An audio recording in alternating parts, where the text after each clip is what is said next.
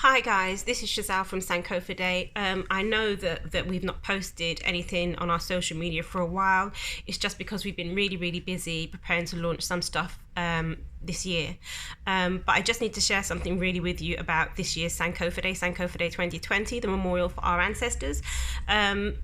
I've just come off the phone with the Trafalgar Square management team, and we put in our application last week to have this year's memorial in August.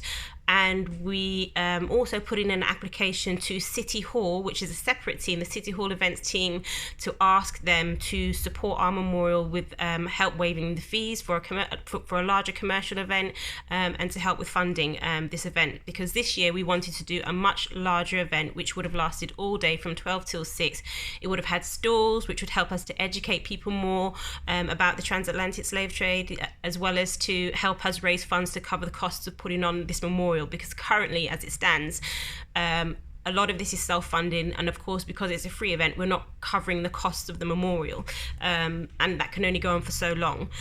We put in this application last year. We've been in constant liaison with City Hall for the last 4 years, ever since we've been doing this memorial, asking for support, continually requesting support, and they don't support. To put it bluntly, we haven't received the support that we've been requesting. We were asked last year to put in a proposal to do this larger event, which we did. That proposal went ignored for, I think, 4 or 5 months, might even have been 6 months. It went completely and utterly ignored.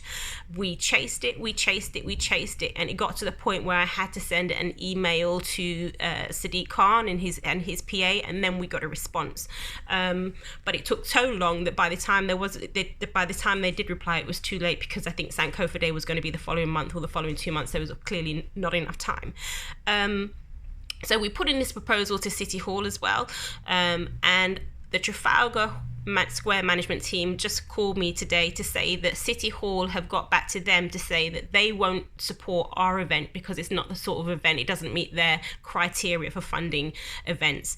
They haven't had the common courtesy to get back to us. I have heard nothing from them, and this is how they continually engage with us. It's to simply ignore. So they haven't had the common courtesy to get back to us, but they have let the Trafalgar Square events team, Trafalgar Square management team, know that they're not supporting us, and they've contacted us.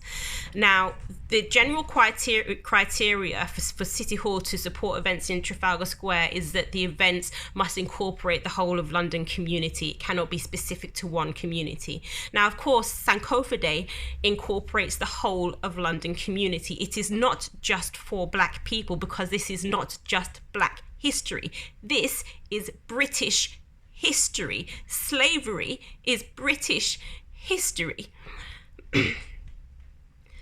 So our memorial, as everyone knows, has always welcomed everyone. We put it in our adverts, we put it in our promotional material, we welcome everyone, and we do that for a reason, because this is a history that is too little known about. Like, the actual details is too little known about, and it's a part of history. It's a skeleton in our closet that we don't want to address. So many don't want to address, but we need to come together collectively in a space of safety as a community, as a London community, in a British community, to talk about this atrocious piece of our collective history, and to remember and honour and learn from the mistakes so we don't repeat them. There's a huge legacy of the transatlantic slave trade, and that legacy is racism. That legacy is and that's structural racism, that's systemic racism, that's day-to-day racism. If we're looking at the Windrush scandal that's happening right now, that is a result of this disgusting piece of our history, which we refuse to address.